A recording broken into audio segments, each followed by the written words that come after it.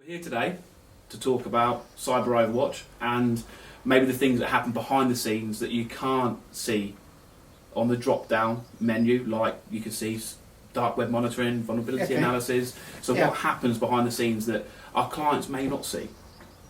So when a client logs in, they immediately see their risk posture. They can see all the facets that they can use. They can see what we see.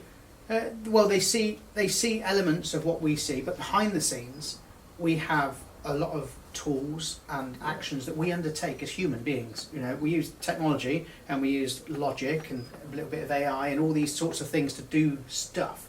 But the real power comes from the human beings, the threat hunting team behind the scenes. Because we want to mitigate risk, yeah? Of course. So the whole idea of Cyber Overwatch is a company has all this stuff. What can we apply to really reduce that risk down?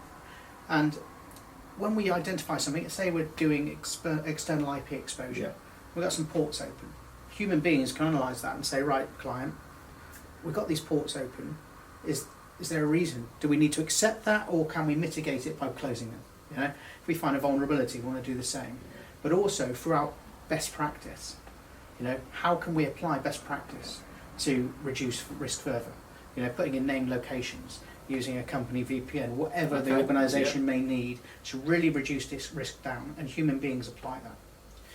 Flip side of that, we have the human firewall in their staff teams where we apply education to them. Now, every staff member needs to follow training annually. They complete the training, they tick the box. What happens if we identify that 60% of staff don't understand what phishing really means?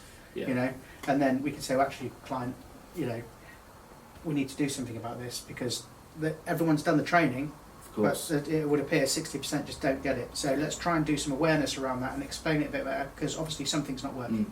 So let's work with them to do that.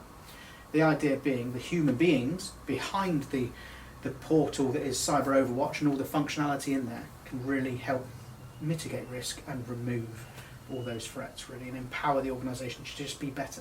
Fantastic.